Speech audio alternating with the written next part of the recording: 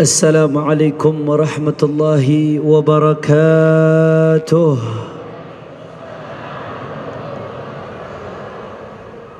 الحمد لله رب العالمين، وبه نستعين على أمور الدنيا والدين. اللهم فصل وسلم وبارك وكرم ومجد وعظم على سيدنا وحبيبنا وشفيعنا ونور قلوبنا محمد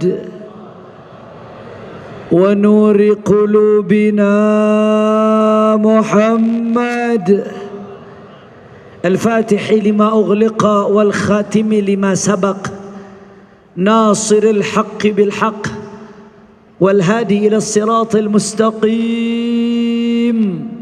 وعلى آله وصحبه حق قدره ومقداره العظيم. يا فتاح يا عليم. أما بعد. Para alim ulama, para habaib, para asatid, para kiai, para sesepuh, para ajangan, para tokoh masyarakat, wabil khusus almarhum keluarga besar al-murabbi Kiai Haji Arifin Ilham rahimahullahu rahmatal abrar. Mudah-mudahan keluarga beliau selalu diberikan kekuatan oleh Allah Subhanahu wa taala di dalam melanjutkan syiar dakwah ini. Amin ya rabbal. Tidak lupa pula salam penghormatan kita sampaikan kepada guru kita Kiai Haji Abdus Syukur. Begitu pula Habiban al-Mahbub, saudara saya Al-Habib Mahdi bin Hamzah As-Saggaf. Hadir juga bersama kita Kiai Haji Nur Sasi. Semuanya para habaib, kiai, asatid, serta putra-putra dan keluarga besar Ustadz Arifin Ilham yang tidak dapat saya sebutkan satu persatu tanpa mengurangi rasa hormat saya kepada beliau semua. Kita doakan mudah-mudahan habaib, ulama, asatid, kiai kita Allah panjangkan umurnya, Allah sehatkan badannya, Allah lapangkan rezekinya, Allah gabul hajat-hajatnya. Amin ya rabbal. Dan salam penghormatan yang paling istimewa saya hadiahkan kepada hadirin hadirat, muslimin muslimat, mukminin mukminat, jamaah zikir tabligh akbar bulanan Majelis Az-Zikra yang hadir pada pagi hari ini atau yang menyaksikan dari rumah. Semua kita minta kepada Allah angkat tangannya. Mudah-mudahan tidaklah kita keluar dari tempat ini kecuali semua dosa kita diampuni oleh Allah. Yang sakit Allah angkat penyakitnya, Allah sehatkan badannya. Semua yang hadir dilapangkan rezekinya. Semua doa-doa kita tadi diijabah oleh Allah. Amin ya rabbal. Ahibba'il kiram, tidak panjang lebar karena sudah jam 10 saudara. Pada kesempatan kali ini kita masih berada di awal-awal bulan Sya'ban. Masih kental dengan suasana Isra dan Mi'rajnya baginda Nabi besar Muhammad sallallahu alaihi wasallam yang menurut banyak ulama tarikh dan ulama hadis jatuh pada sab'ah wa ishrina Rajab, 27 Rajab saudara. Ahibba'il kiram, bicara soal Isra dan Mi'rajnya Nabi, begitu banyak riwayat, hikayat, pelajaran dan hikmah, bahkan masyahid waswar, pemandangan-pemandangan yang Allah tunjukkan kepada baginda Nabi besar Muhammad sallallahu alaihi wasallam saudara. Kalau kita mau bahas secara keseluruhan, jangankan 1-2 jam, 2, 3, 4, 5 hari gak akan selesai saudara.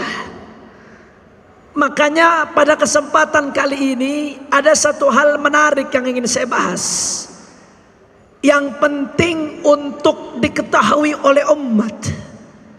Tapi sebelum saya lanjutkan, ini udah jam 10, sebagian mulai dari tahajud ini Ustaz Syukur. Kira-kira masih semangat atau tidak ini? Jawabnya lemes. Masih semangat atau tidak? Lanjut atau tidak? Saya mau dengar semangatnya. Mana adzikra? Semua angkat tangannya. Takbir, takbir, takbir. Sallu ala nabi.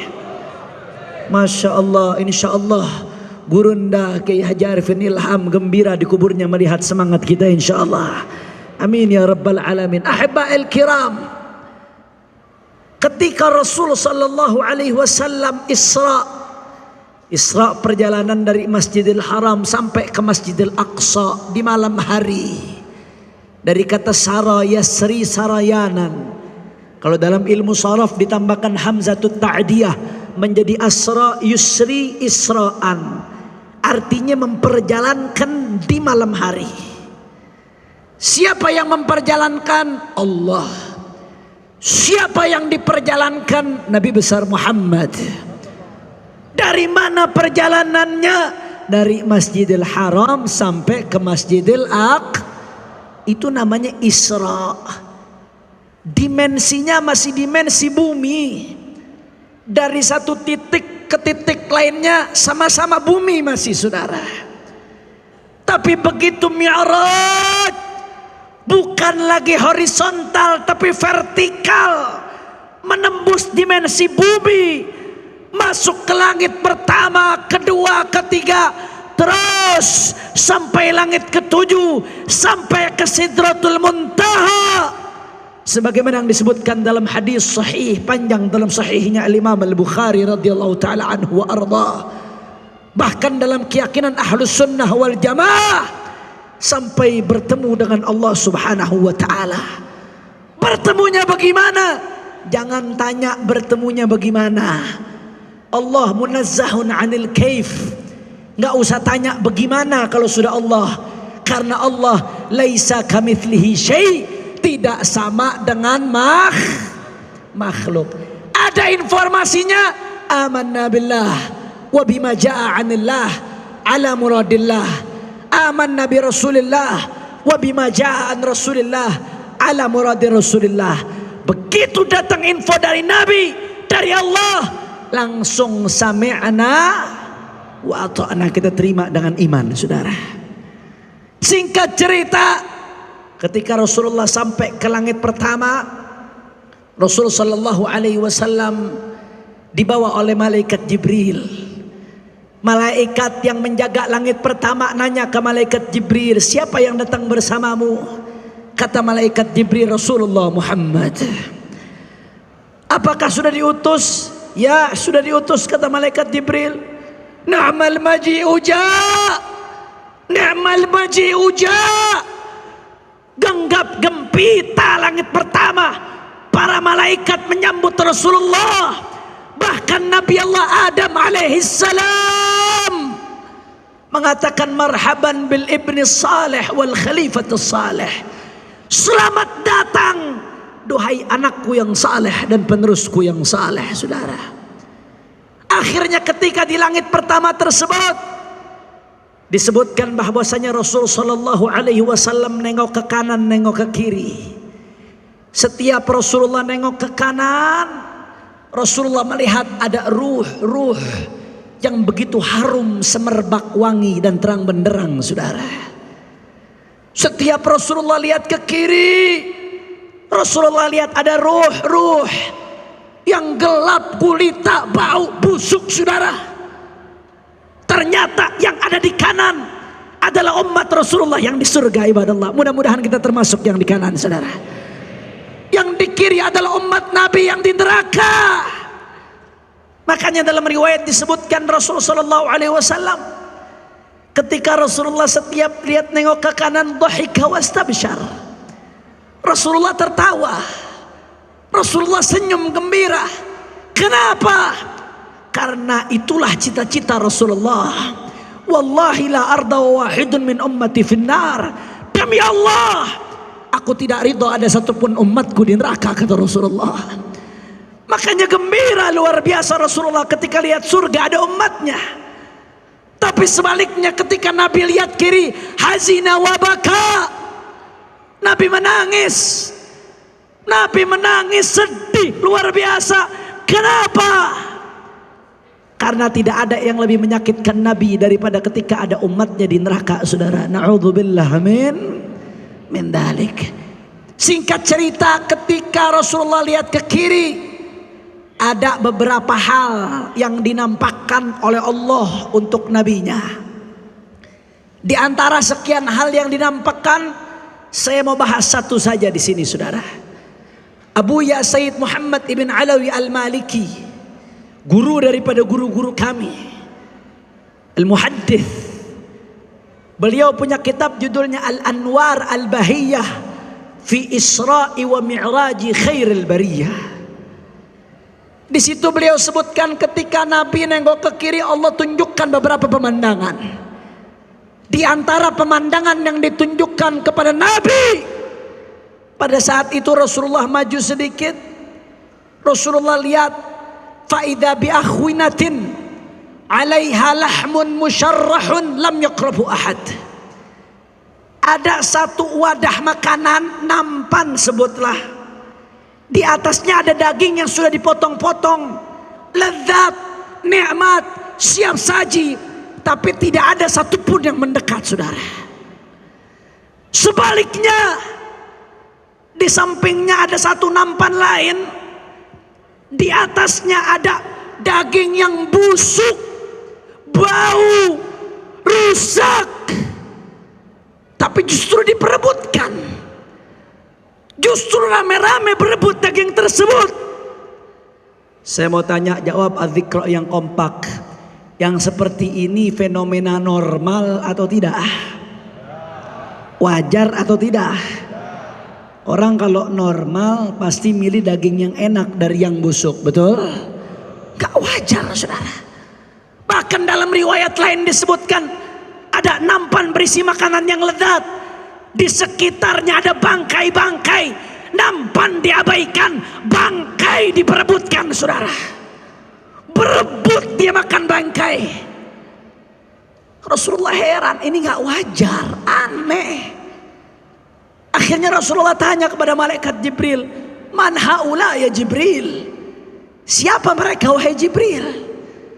Siapa itu mereka berbondong-bondong memperebutkan daging busuk, daging yang nikmat lezat dibiarkan, tidak dimakan? Siapa kelompok mana mereka ini wahai Jibril? Apa kata malaikat Jibril? Ya Rasulullah, haula min ummatika ya'tuna al-haram wa yatrukuna al-halal. Ya Rasulullah, mereka adalah sekelompok dari umatmu ya Rasulullah. Apa yang mereka lakukan? Yatrukuna al-halal wa ya'tuna al-haram. Allah udah kasih yang halal, tapi yang halal malah ditinggalkan. Rame-rame berbondong-bondong ngambil yang haram, saudara. Saya mau tanya, yang model begini banyak atau tidak? Orang kompak, orang semangat, banyak atau tidak? Banyak atau tidak? Saya kasih contoh Pak Bu, sederhana aja, kadang kita nggak sadar. Saya dengar dari Ustadz Syukur katanya ibu-ibu lebih banyak dari bapak-bapak, betul? Coba ibu-ibu jawab yang kompak, Bu. Bu, Bu, sehat Bu? Alhamdulillah. Jawab yang kompak, Bu. Bu, nikah halal atau haram? Kalau nikah lagi lemes jawabnya Ustaz. Ini nggak fair, bukan muridnya Ustaz Arifin ini. Jawab yang kompak semuanya, nikah halal atau haram? Halal atau haram? Pacaran halal atau haram? Halal atau haram? Tapi banyak nggak yang milih nikah dari pacaran? Banyak nggak? Maaf terbalik, yang milih pacaran dari nikah? Jawab yang kompak, banyak atau tidak? Banyak atau tidak? Persis yang digambarkan Nabi, saudara. Ya'tunal haram wa yatrukunal halal. Dia tinggalkan yang halal, diambil yang haram. Padahal Allah udah kasih jalannya yang halal, mudah, sederhana, gampang, saudara. Betul apa betul? Maaf, kadang-kadang saya kesel, saudara. Kadang-kadang mohon maaf, di lingkungan majelis, di lingkungan pesantren, mohon maaf, kadang-kadang ada kebiadaban yang dibalut dengan kesolehan. Mohon maaf, saudara. Kelihatannya soleh, manggilnya akhi ukhti. Assalamualaikum akhi. Nanya lewat inbox Facebook. Waalaikumsalam ukhti. Ukhti nanya balik, akhi lagi ngapain? Lagi tahajud ukhti. Dah. Tahajud jawab pesen cewek ya. Doraemon. Hati-hati bu, hati-hati. Awalnya mulainya dari situ. Habis itu minta nomor WA ukhti supaya ta'aruf lebih dekat. Bolehkah aku minta nomor WA? Habis itu maaf ukhti, nggak sengaja kepencet video call. Terus ngerembet muqaddimatuz zina, permulaan zina, dari hal kecil ujung-ujungnya zina, saudara. Betul betul. Tapi kadang-kadang yang saya lebih enak lagi, pacaran manggilnya Abi Umi. Pacaran manggil Abi Umi, begitu putus jadi janda. Masya Allah, kira-kira jelas atau tidak? Hati-hati saudara. Yang seperti ini yatrukunal halal wa ya'tunal haram. Dia tinggalkan yang halal, dia ambil yang haram. Na'udzubillah min dalik. Apalagi mohon maaf saudara, introspeksi diri masing-masing. Berapa banyak suami-suami yang Allah sudah kasih istri yang halalan, thayyiban, mubarakan. Istri yang baik, halal, thayyib. Tapi masih lebih senang lihat gambar-gambar perempuan terbuka di handphonenya, saudara. Banyak atau tidak? Yang jawab banyak ibu-ibu saat. Hati-hati, Allah sudah kasih yang halal. Kau lebih memilih nikmati yang haram. Itu hawa nafsu. Itu yang disebutkan oleh Nabi.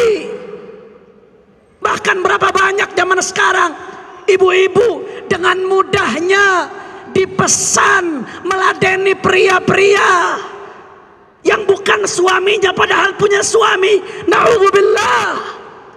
Jangan sampai termasuk yang disabdakan oleh Nabi, yatrukunal halal wa ya'tunal haram. Dia tinggalkan yang halal kemudian dia ambil yang haram. Na'udzubillah min. Maka hukumannya apa kata Rasulullah? Di neraka sambil makan bangkai, saudara. Itu contoh pertama. Ini kira-kira masih semangat apa tidak nih?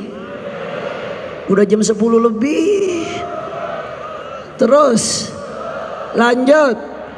Betul. Saya mau dengar takbirnya Adzikra semua. Takbir. Sallu ala Nabi. Allahumma salli wa sallim barik alaih. Saudara, saya kasih contoh lagi sederhana yang gampang. Contoh lagi sederhana yang gampang. Pejabat. Nah, begitu saya mulai kata-kata pejabat, pengurus sudah mulai ada yang deg-degan nih. Pejabat, taruhlah bupati, saya nggak sebut nama pejabat yang mana aja. Bupati, wali kota, gubernur, menteri, sampai presiden dan seterusnya, semua pejabat. Kalau dia kerja benar, dapat gaji, gajinya halal atau tidak? Halal, halalan, thayyiban, mubarakan. Di fikih pun dibahas bagaimana para ummal, pejabat negara itu dapat harta, dapat gaji dari Baitul Mal. Itu sesuatu yang halal, saudara, dia berhak atas itu. Tapi faktanya meskipun pejabat makin tinggi jabatannya, makin besar gajinya, makin banyak tunjangannya, tapi pejabat yang korupsi banyak atau tidak? Orang kompak banyak atau tidak? Orang keras banyak atau tidak? Hati-hati itu yang diadakan Nabi. Allah sudah kasih yang halal, tapi dia tinggalkan yang halal, dia ambil yang haram. Na'udzubillah. Bapak-bapak, ibu-ibu, Nabi katakan ada orang muflis di hari kiamat. Bukan yang gak punya dirham, yang gak punya dinar, tapi muflis di hari kiamat yang dia sudah menzalimi fulan, dia sudah mencaci fulan, memaki fulan, merampas harta fulan, memukul fulan, maka diambil dari pahalanya diberikan kepada orang yang dizalimi. Kalau pahalanya sudah habis, dosa orang yang dizalimi diberikan kepada yang menzalimi. Saudara, itu kalau perorangan, saudara. Itu kalau person to person saja seperti itu. Person to person saja. Kalau Anda nggak bisa jaga diri Anda, nggak bisa jaga lisan Anda, nggak bisa jaga tangan Anda, zikir Anda bangkrut, sedekah Anda bangkrut, muflis. Itu kalau person to person. Lantas bagaimana kalau merampas uang rakyat, ratusan ribu rakyat, jutaan rakyat? Bagaimana dia bertanggung jawabkan di hadapan Allah Subhanahu wa taala, saudara? Bagaimana dia bertanggungjawabkan di hadapan Allah? Di dunia Anda boleh gagah, dikawal, hebat, dihormati, berdasi, berjas, tapi di akhirat Anda hina, dina, makan bangkai, saudara. Na'udzubillah min dzalik. Kira-kira sampai sini jelas atau tidak? Jelas atau tidak? Hati-hati, saudara. Oleh karena itu ya ikhwan, Nabi tidaklah menceritakan ini kecuali supaya kita hindari, jadi pelajaran buat kita. Araftu syarr la lisyarr walakin litawaqqih wa man lam ya'rif syarra minal khair waqa' fih. Aku mengetahui kebaikan dari keburukan bukan untuk melakukan keburukan. Aku mengetahui buruk bukan untuk melakukan buruk, tapi untuk menghindari keburukan, saudara. Apa yang disampaikan oleh Nabi tadi, sekelompok orang manusia di neraka makan bangkai sesuatu yang buruk, ibadallah. Maka kewajiban kita untuk menghindari, jangan sampai mengambil yang haram, meninggalkan yang halal. Maka selain dengan meningkatkan takwa, memantapkan muraqabatillah dengan zikir, dengan terus menghadirkan Allah, maka selain itu yang paling penting, saudara, adalah at-tafaqquh fid din. Kamu mau tinggalkan yang haram, kamu mau lakukan yang halal, kamu harus kenal mana yang haram, mana yang halal. Makanya Rasulullah mengatakan, man yuridillahu bihi khairan yufaqihu fid din. Kalau Allah menginginkan kebaikan untuk seseorang, Allah berikan pemahaman dia terhadap ilmu agama. Karena tanpa ilmu agama buta. Al-Imam Al-Ghazali mengatakan, di satu zaman ini nanti la yanju minhu illa man ahyallahu qalbahu bil ilm. Tidak selamat kecuali orang yang Allah hidupkan hatinya dengan ilmu, saudara. Bukan sekedar suratul ilmi, bukan sekedar gambarannya ilmu. Kalau teori saja, materinya saja, orang orientalis, orang barat kafir sekalipun banyak yang hafal Quran, banyak yang hafal hadis, tapi tidak dapat hidayah. Kenapa? Karena dia hanya dapat suratul ilmi, hanya dapat materinya ilmu, gambarannya ilmu, saudara. Dia nggak dapat cahayanya ilmu. Yang harus kita dapatkan kalau mau selamat, cahayanya ilmu yang diambil dari para ulama, dari para habaib, dari para kiai yang istiqamah, yang perkataannya sesuai dengan perbuatannya, yang wara' dijaga makanannya, yang mengatakan hak itu hak, yang batil itu batil, yang lurus di atas tariqah ahlus sunnah wal jamaah, saudara. Ini yang menyelamatkan kita di hadapan Allah kelak nanti, saudara. Tanpa ini kita tidak akan tahu halal dan haram. Makanya saya selalu sampaikan di berbagai tempat, saya senang kalau tablik akbar ramai, bagus, siarkan, saudara. Tapi demi Allah, saya jauh lebih senang kalau majelis taklim yang ramai, saudara. Tablik akbar bagus, di situ kita diajak bersilaturahmi, menggalang solidaritas umat. Di situ dibangkitkan semangat kita. Tapi jangan lupa, saudara, kita punya kebutuhan yang lebih besar, bimbingan ilmu yang terus menerus. Tablik akbar bagus, tapi kita butuh ilmunya wudu, nggak ada di tablik akbar, saudara. Kita butuh ilmunya sholat, nggak ada di tablik akbar. Kita butuh ilmunya ibadah, Kita butuh ilmunya bermuamalah, bagaimana dagang yang benar supaya uang yang masuk ke perut kita dan anak kita halal. Kita butuh ilmu yang benar bagaimana membangun rumah tangga yang baik. Itu adanya di majelis ilmu. Makanya jangan jauh-jauh. Kalau Anda mau selamat, jangan jauh-jauh dari majelis ilmu, saudara. Dekati para ulama, dekati para habaib, dekati para kiai. Saya ingat dari zaman almarhum Al-Murabbi Kiai Haji Arifin Ilham, setiap subuh ada majelis ilmu, betul Ustaz? Sampai sekarang masih ada. Sampai detik ini masih ada, saudara. Kalau Anda mau selamat, jangan hanya sebulan sekali. Makan saja sehari 3 kali. Berarti kita juga butuh makan, nggak cukup sebulan sekali, saudara. Hadiri majelis ilmu, istiqamahkan. Kalau bisa tiap hari, tiap hari. Kalau bisa seminggu 2 kali, seminggu 2 kali. Kalau nggak bisa, minimal seminggu sekali. Kalau tidak bisa seminggu sekali, bohong, dusta, saudara. Kenapa saya katakan dusta? Waktu untuk TV masih ada, waktu untuk handphone masih ada, waktu untuk duduk bersama teman masih ada. Kok tahu-tahu giliran ilmu nggak ada? Bohong. Kira-kira sampai sini jelas atau tidak?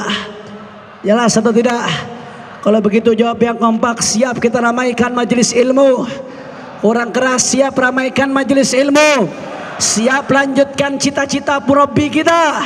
Siap untuk mengenal halal dan haram. Takbir. Sallu ala nabi. Yang terakhir, saudara, saya tahu udah banyak yang nunggu kapan nih Habib bicara soal azan ini. Lanjut jangan. Lanjut jangan. Dusia.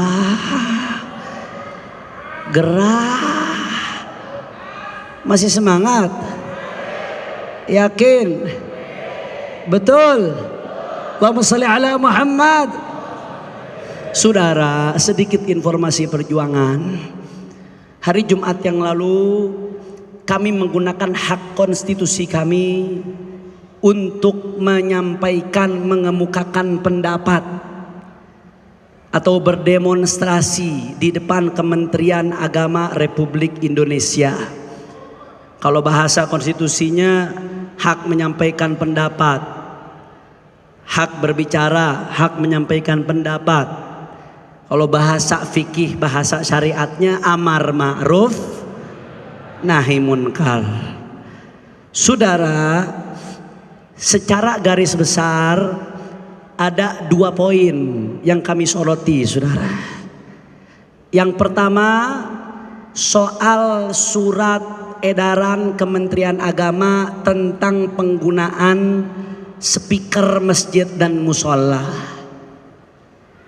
Saudara, yang pertama terkait azan. Silakan Anda baca surat edarannya yang lengkap. Anda baca. Jangan baca sepotong-sepotong. Betul, memang tidak ada larangan untuk azan. Nggak ada, saudara, larangan azan. Nggak ada larangan untuk berzikir menggunakan pengeras suara. Nggak ada. Tapi di dalam surat edaran tersebut, yang pertama ada pembatasan volume speaker untuk azan. Ada pembatasan, saudara. Saya setuju bahwasanya adzan ada adabnya, adzan ada akhlaknya, adzan ada tata caranya, adzan ada hukum-hukumnya. Usahakan yang adzan suaranya yang indah agar nikmat didengarkannya, dalam keadaan suci dan lain sebagainya. Tapi jangan lupa salah satu syiar yang paling penting yang berkaitan dengan adzan sesuai dengan artinya. Adzan, adzana yu'adzinu. Orang yang adzan disebut muadzin. Artinya mengumumkan, pengumuman tentang masuknya waktu sholat. Makanya dianjurkan pengumuman adzan mencakup sejauh mungkin, saudara. Mencakup seluas mungkin. Saya mau tanya, yang namanya pengumuman supaya mencakup sejauh mungkin berarti harus kelas atau pelan? Kurang kompak, harus keras atau pelan? Harus kenceng atau pelan? Biar sampai jauh, saudara. Makanya buat apa sih ngatur-ngatur ginian, saudara? Kita ini berharap yang turun harga bahan baku, bukan speaker masjid musola, bukan. Betul nggak Bu? Betul nggak Bu? Apalagi ibu-ibu merasa banget tuh syukur nih. Apaan? Minyak susah katanya. Benar Bu, emangnya Bu? Emang minyak susah? Urusannya apa nama speaker Bu? Masya Allah. Makanya saya setuju dengan sikap NU di tahun 2012. Di tahun 2012 ketika Wakil Presiden Budiono menyampaikan wacana akan melakukan pengurangan volume adzan, saudara. Pengaturan volume adzan. NU menolak tegas saat itu, saudara. Allahu Akbar. Masih ada jejak digitalnya. PWNU Jawa Timur Kiai Haji Mutawakkil Allah menolak tegas, saudara. Saya dukung, setuju 1000%. Apa kok sekarang jadi kebalik, saudara? Betul apa betul? Betul apa betul? Itu terkait adzan. Adapun selain adzan dirinci aturannya, saudara.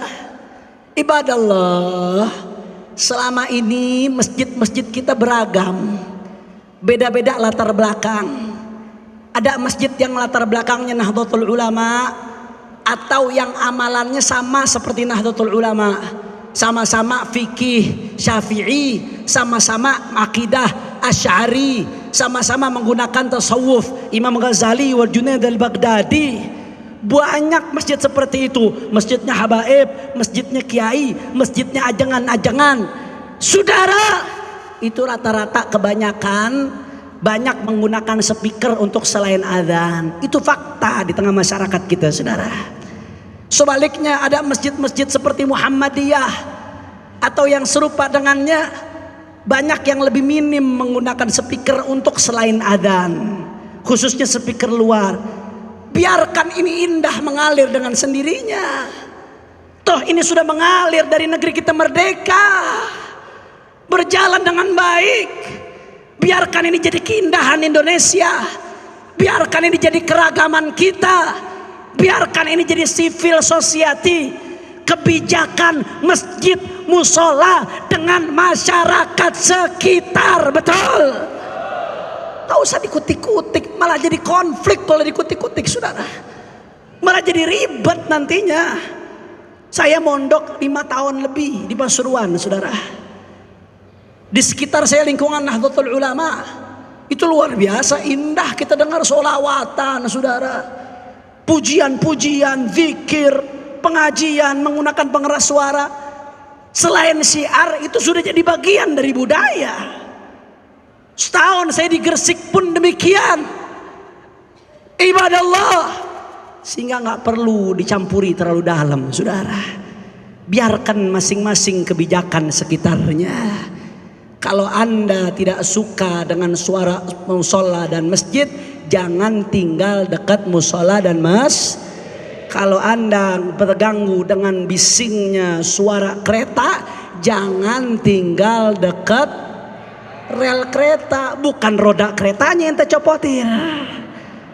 Jelas atau tidak? Jelas atau tidak? Jadi saya nggak setuju tuh.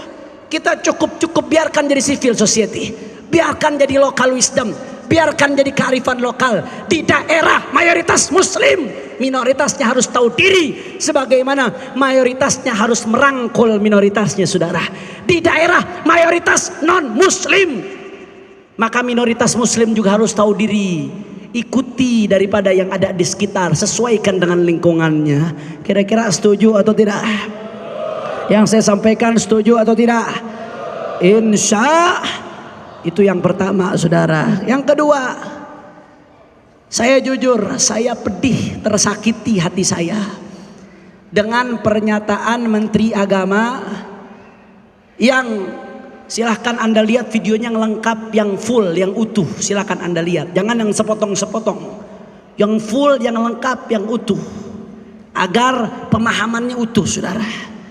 Yang saya simpulkan dari video yang utuh dan lengkap tersebut, Menteri Agama menyebutkan beberapa hal. Yang pertama, suara yang keluar dari speaker adzan dan masjid. Adzan musola, maaf, suara yang keluar dari speaker masjid dan musola. Yang kedua, suara yang keluar dari rumah ibadah non muslim.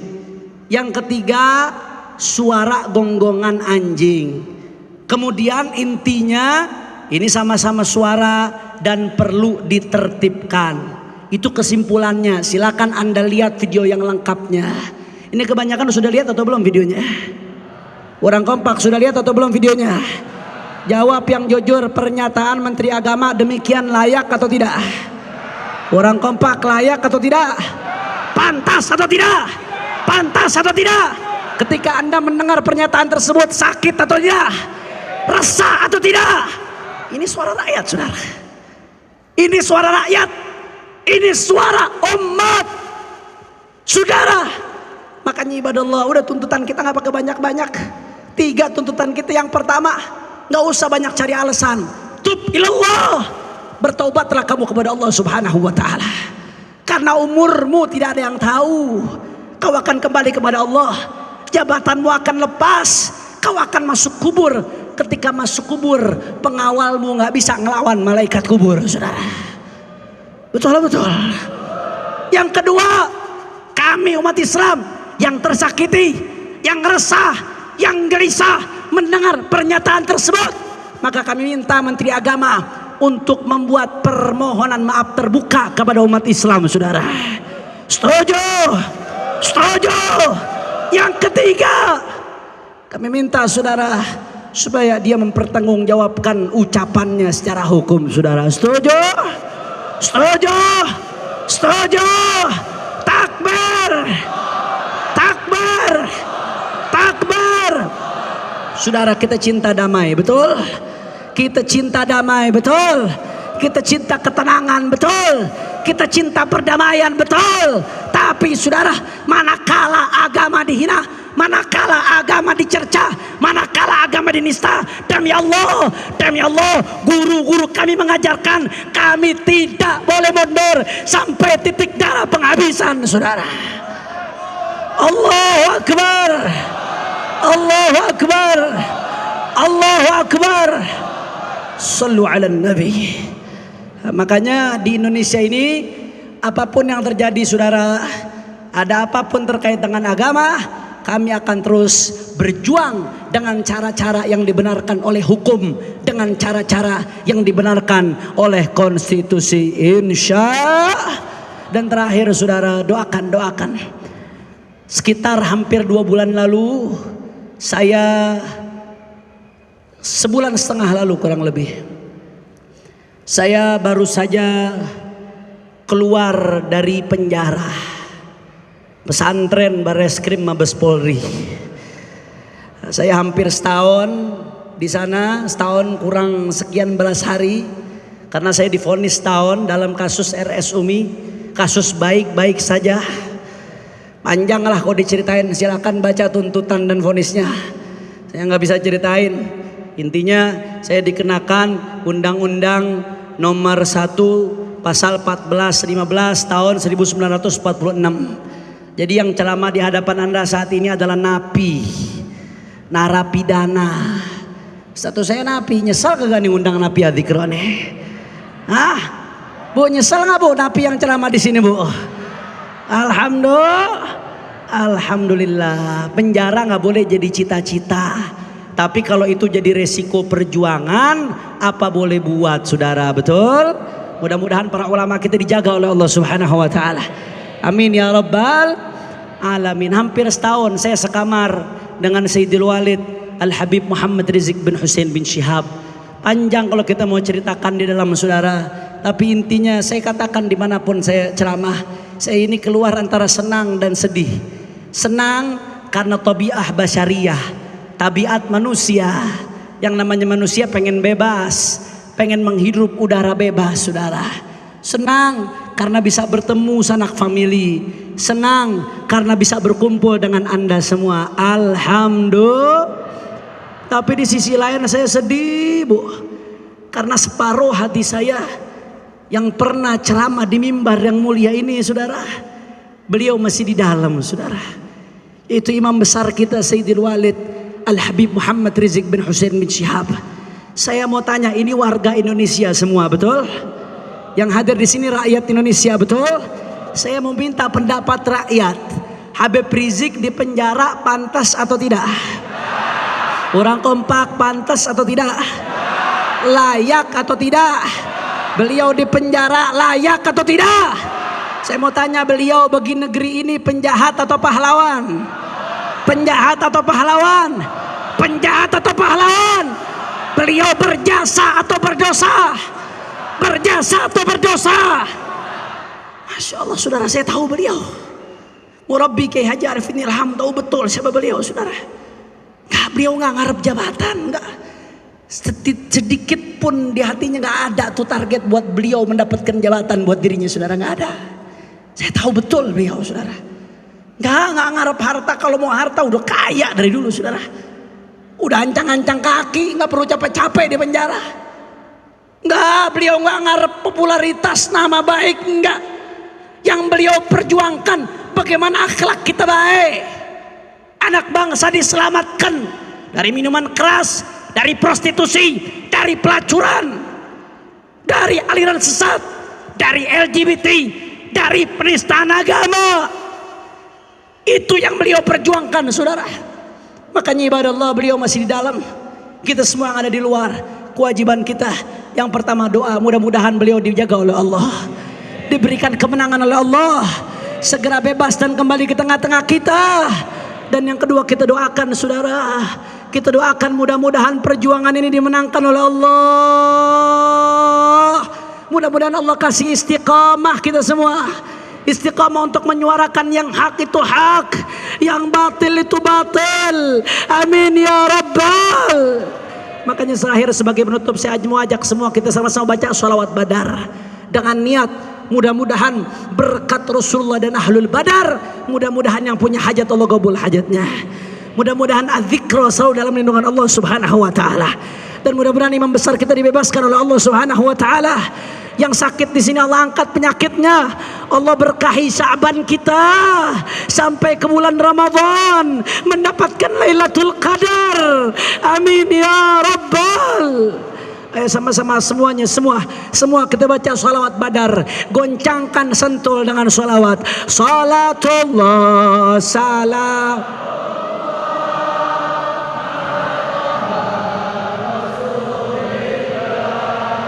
Salatullah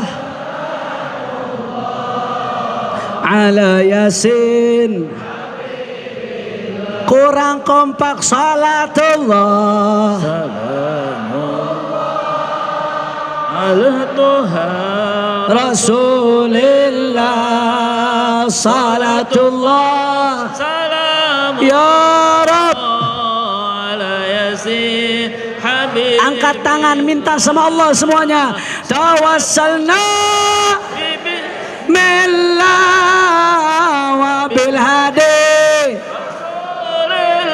Allah tawassalna bismillah wa bil hadi Rasulillah wa kulli mujahidin lillah bi ahlil. Ya Allah, salatullah ala Taha ya Rasulullah. Tawajjah ila Allah, tawajjah ila Allah fi halli uqdatina ya Rasulullah. Billah ilahi salimil ummah min al-afati wan aghithna ya mughith. Ilahi sal ya Rabb Allah wa min hammin wa min ghummah bi ahlil ya Allah. Salatullah assalatu wassalamu alaika ya Rasulullah. Allah salatullah salamullah ala Yasin.